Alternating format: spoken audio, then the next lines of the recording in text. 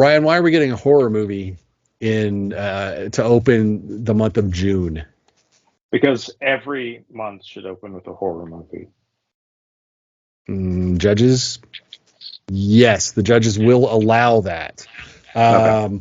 So The Boogeyman, directed by Rob Savage, starring Chris Messina, Sophie Thatcher, David Dastmalchian, Marin Ireland, and Vivian Lyra Blair. Last seen playing Little Leia in the book, or in the Obi-Wan Kenobi series on Disney Plus.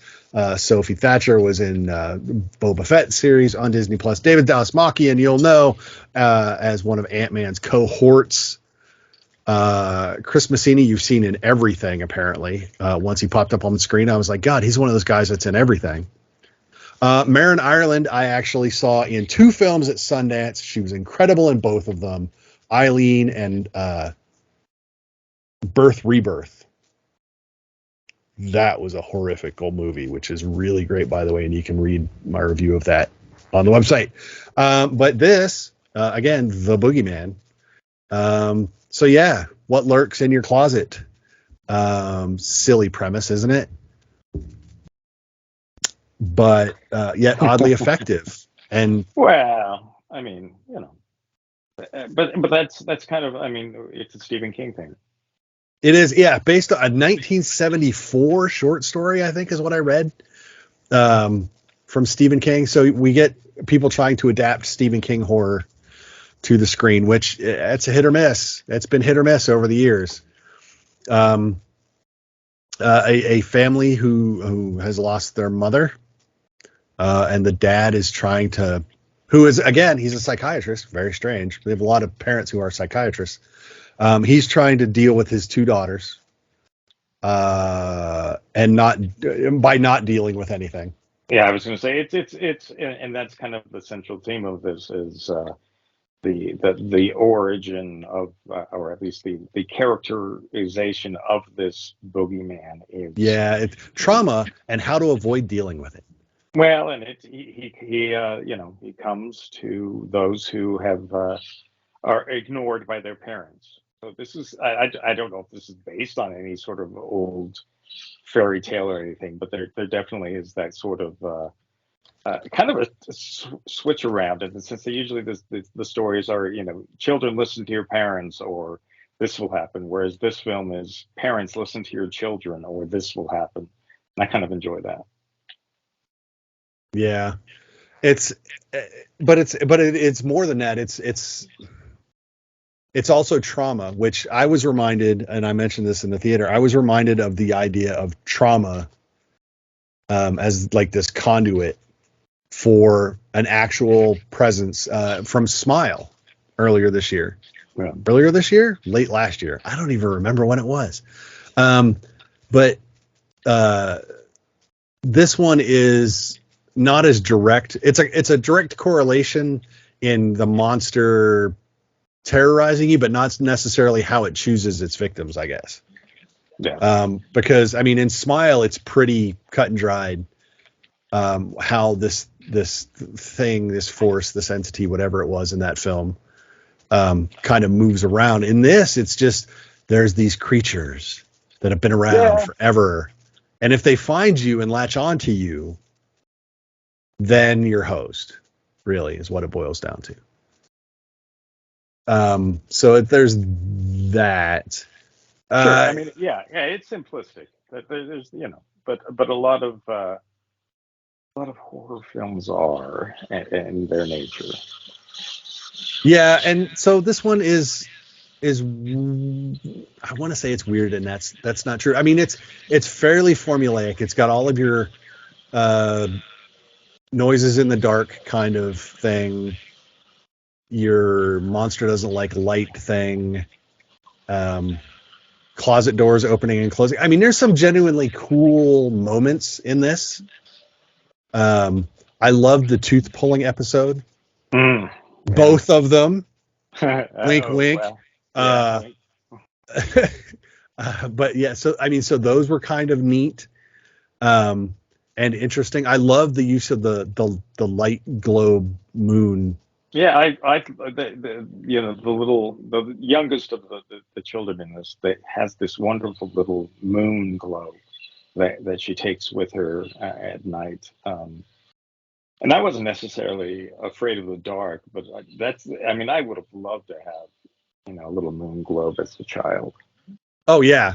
Well, what's funny is that there was an interview with the director on that, and they had to go back and rewrite some stuff because that the young daughter was played by Vivian Lyra Blair, and the original script was like her light source that she was walking around with was cheesy knockoff lightsaber, and they were like, "Ooh, that might lawsuit." Well, no, not lawsuit, but just weird, but just weirdly, they didn't want that connection. Sure. Because of who she played. So they rewrote it. They came up, he was trying desperately to think of it. And I guess he's just started doing a Google search for, kids nightlights or something. And he wound up finding that. And he goes, and it worked out really well. And it really does because of the whole rolling action. I mean, he goes, yeah, so we threw all of that stuff in there in like 2 days, script wise. And it's neat. It's totally neat. It's how do you get a light to the far end of your dark hallway if you're carrying a flashlight or a cell phone? Well, you can't. You have to walk down there. But if the light can move, now it does actually work. My wife actually was really pissed when she was watching this. She's like, "Does no one carry flashlights?" And it's like, no, everyone has one in their pocket. It's a cell phone. Yeah. But again, I believe my remark was that, yes, but the cell phone is always on 12% when you need your flashlight. So it's one of those. Well, I mean, yeah, and there are horror films that sometimes ask you to, I guess, to go with the concept. Recognizing that it's flawed, or recognizing that there are limitations to this. I don't think and I don't think the kids would necessarily. Well, the one would. Yeah, I mean, but if it's based on a Stephen King, something in the 70s, he wouldn't have really thought about that, right? So. I don't know. I mean, I think if you just forget that cell phones exist to a certain extent, I think it works fairly well. Yeah, but like I said, I think it's effective as a horror film in June. Again, that's just weird. But if we're going to normalize this, we do need to normalize it whether every month does kick off with a horror movie, because then you just really you don't even have to think about it anymore. It's like, oh, first weekend of the month must be a horror movie coming out. But yeah, it is weird. I do love like I said, I do love the idea of trauma as the bait, as opposed to just, there's a slasher in the woods, or, as much as I love Evil Dead, someone read from the book, when it's just total happenstance. Yeah, there's physically something that you have done or haven't done, or something's happened to you that's made you susceptible to this. I love that idea that it becomes about you and you being able to solve your problem. Yeah. Because that is how this one has to play out by the end. I actually don't know if they'd have all gotten in a circle and cried it out, if the monster still wouldn't have killed them. Sure. Or if it would have died. But that didn't get to that point, and that was resolved in a different way. But it's, like I said, I think it's interesting because people are their own worst monsters, and they always have been.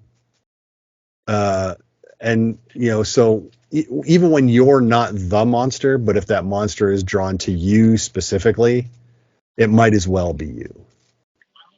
So it's a really similar idea. In that way. And I think that's why I enjoy enjoyed it. No, I know. I definitely. In fact, a coworker asked me today, "Oh, is this something?" Or actually, it was yesterday, but asked me if I thought that that should be on the radar, and and it's a PG-13 film, so it's not gonna be a gore hounds sort of thing. And but I think it's fairly effective. And it's not the version I would have written of the story. There were things that I would do differently, Yeah, but for what they've done with it, it's I prefer it to Smile. I thought Smile kind of wasted a lot of opportunity. I think this is as good as it probably could be, um, while keeping a PG-13 rating and a mainstream, um, you know, accessibility. yeah, Uh, and it doesn't overstay its welcome as all good horror no, should. it's yeah, It's an hour 38. yeah, and it feels right. It feels right. Yeah, it's definitely not. It's definitely not overlong. I don't think anything. It doesn't really drag in places. Um, No, I think the performances are fine. I was a little concerned. I jokingly had posted on Twitter that two of my cons were actually our two leading ladies, the sisters, specifically because the Boba Fett scooter gang and the Obi-Wan Kenobi chase scene through the woods. yeah. However, I would like to say that I did like Sophie Thatcher in this. I thought she was good, and I think it's. I don't know what kind of shooting order they used, but I feel like Vivian Blair got better as the movie went on. I found her performance better the longer the movie went. So I don't know if they just shot it chronologically and she just kind of got into it or not. But weirdly, that was like I said, I just found her performance better, got better as we went along. So that's awesome. Now I think that this movie, like so many horror movies, does not end in a definite way. No. There's always got to be. I mean, it's not just horror movies these days. No, I hate that. I know, but everything has to end in a way that says, but yeah, but we could have more. But yeah, horror films. I mean, I guess, but with horror, they kind of learned their lesson because of people. And it's actually something that I think some franchises should learn is if you and not necessarily well, yeah, if you kill the antagonist or the bad guy, yes, you're going to have to, and particularly when it's a good bad guy, and I would think that this is a reasonably frightening and a creature. Oh, the monster, the monster. Okay, so the monster design. Yeah. is really great. Yeah. However, we all kind of agree that we really hated to see it. Yeah, well, and again, no, and that's where the accessibility and things kind of come into play, because there are definitely going to be people who, if you don't show the monster, are going to be incredibly upset by that, because it's a monster movie. I would argue that it all goes. The most obvious example that everyone uses is Jaws. Yep. And the longer you can go without seeing it, the longer your mind makes things up, and the horror of things is your imagination is often worse than what anything that they could actually show you on the right. screen. Well, and it's funny because they talk about that in the movie. Yeah. You corner your eye, you think you're crazy, the monster under your bed, blah, blah, blah. But it goes back to people are the worst, their own worst monsters. So if we're making the monster in our head, it by definition has to be better than anything the design crew can come up with. But hey, look, if you enjoy what you're seeing and hearing on the Visually Stunning Movie Podcast, why not take a second to click subscribe if you're on YouTube, click follow wherever you're listening to us.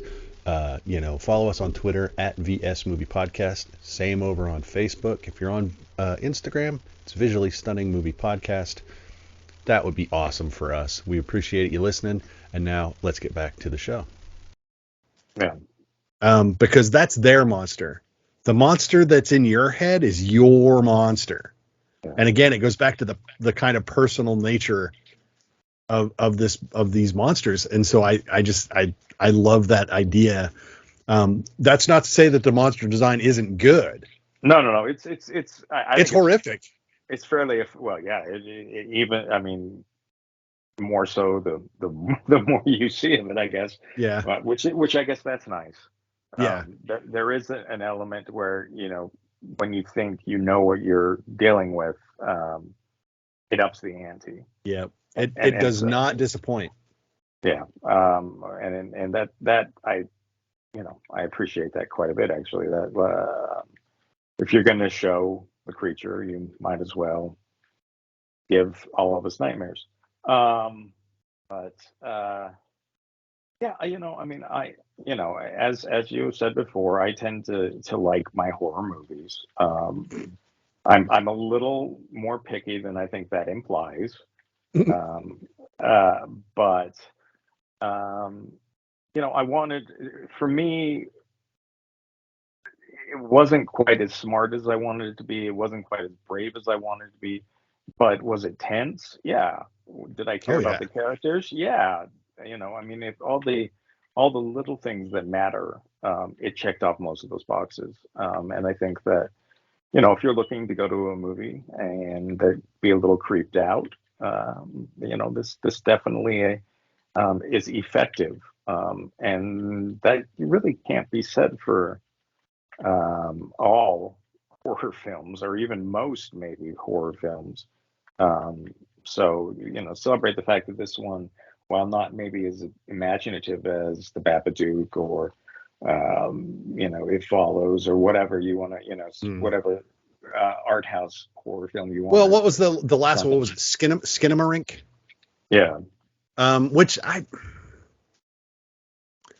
don't know that I liked that one as much as I was led to believe I would. Well, that's and that's fine. I didn't hate it, but I was like, I was really revved up when I finally got to watch that. I was like, this is supposed to be pretty good. And it was good. I think a lot of it was the way, I mean, I don't know, maybe we could probably do a deep dive into why I didn't like that, but we're not going to do it right now. But no, it was fine. But no, I like this one, I think, more than that. But you're right. It's not like the Babadook level. I think I liked the idea of Smile more than I liked this idea, but I think this executed its idea better.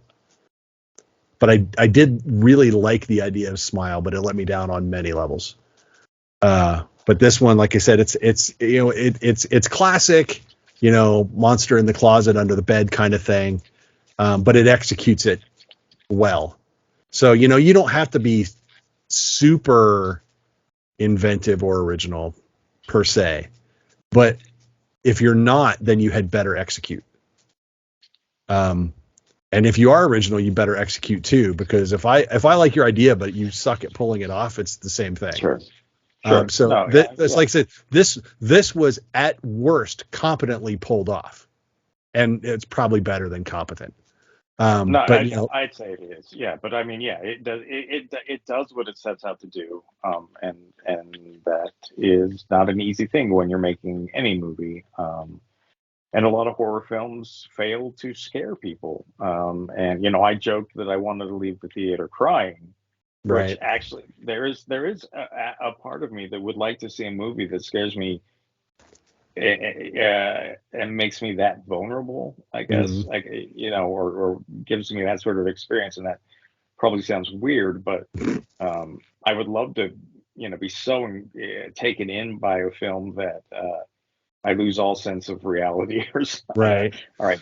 It sounds like drugs. Okay. Right. I know. Right.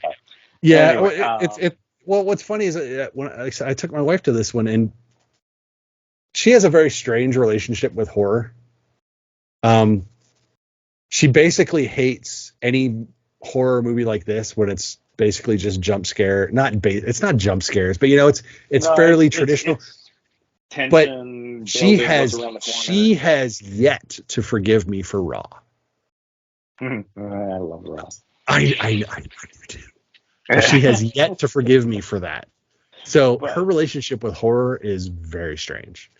well, So well, and I think we obviously Raw is a film that would not appeal to nearly as wide of an audience as I think this film does. that is true. And so, if you're gonna make mainstream horror, I think that I'm absolutely fine with this being not necessarily a template, but holding this up as an example of you can do something that a lot of people will be able to see, and you can do it well without having to sacrifice all those things that are important, like being scary and being Mhm. convincing, and I mean, I would have loved this probably more as a kid. Oh God, yes. Um, and so again, a lot of the horror films that I love are things that either I saw as a child that really had a strange impact on me, or films that I watch and go, oh yeah, that one Well, that would have done that yeah. for When me. when I was a kid, uh, we'll wrap it up. The movie that I still use that I look back on as the movie that terrified me as a child was one. It was called "Don't Be Afraid of the Dark," and it was remade in the '90s or early aughts. And it's not that one. This is like the 1970s, I believe, made for television Hmm. horror movie. And I was right in that age where that movie was, there are little creatures crawling up between the headboard and the mattress. And to this day, I have pillows crammed in above my mattress between, so that nothing can come get me. So there's the age at which you experience certain films and certain types of films kind of influences, I think, your tastes moving forward. But like I said, but this is this is good, solid mainstream theatrical release horror. There's not there's money to be made on it. You could sequel it if you wanted to, but you don't have to. You know, And the thing that they've also said with this is if you do a sequel, it can be with completely different people. yes, Same monster, different people. right, because that's how this works in this particular film. So yeah, I mean, we're getting a Megan sequel, which bothers me a little bit. Because we didn't really want one of those either. But but yeah, you could make a sequel to this, and it could be, but you have to change those characters up. You can't Yeah, just well, copy paste those original yeah. characters. I mean, yeah, it would I would say need to be a different form of trauma. Yeah, and I think that would be be interesting to see which way they go, if they go at all. They may not. I don't know, but they could. So that one is actually, weirdly, it's a 20th century film. Yeah. So technically, But it's a Disney movie. so they could have gotten away with the lightsaber. I know, right? They could have, but they decided they didn't want to. But no. So yeah, technically, it's a Disney movie. Yeah. So it'll be interesting. So it will wind up on Hulu more than likely, or the Hulu section of whatever app they generate moving forward. Yeah. HBO Max is now Max because I had to go relog into all my garbage. But yeah, so Disney will redo that. But yeah, it'll wind up on that streaming service at some point. But yeah, no, I think the Boogeyman is better than fine. It's better than good. It's not great, but I don't think anyone will be disappointed. No, I mean if you're halfway to Halloween or whatever, or if you're Right. it's to gather some friends, and I do think this is a film that you should see with people. Oh God, yes. Not just not because it wouldn't work when you're alone. But I think there's something about the shared experience that this sort of film kind of, the tension and the group tension, and Yeah.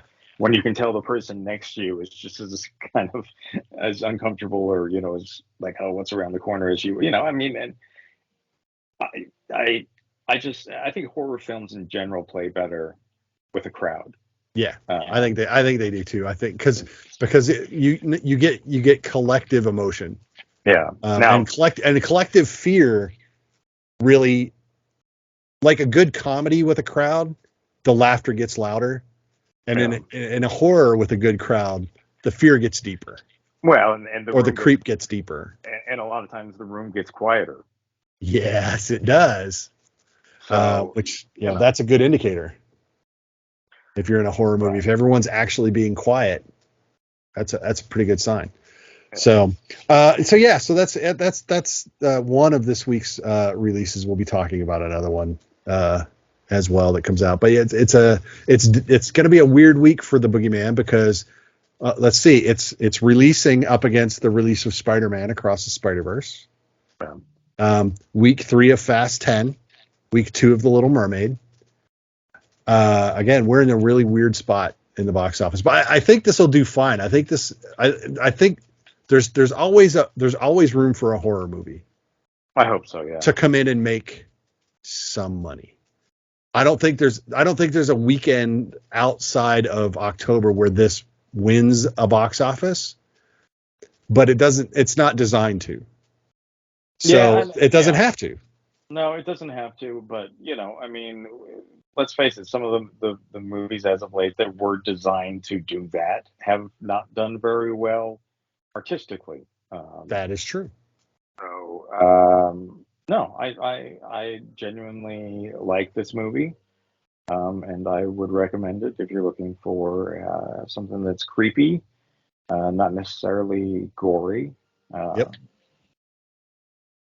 No, there's not a lot of gore. No, there's implied gore at the beginning. Yeah. Which then they unimply later.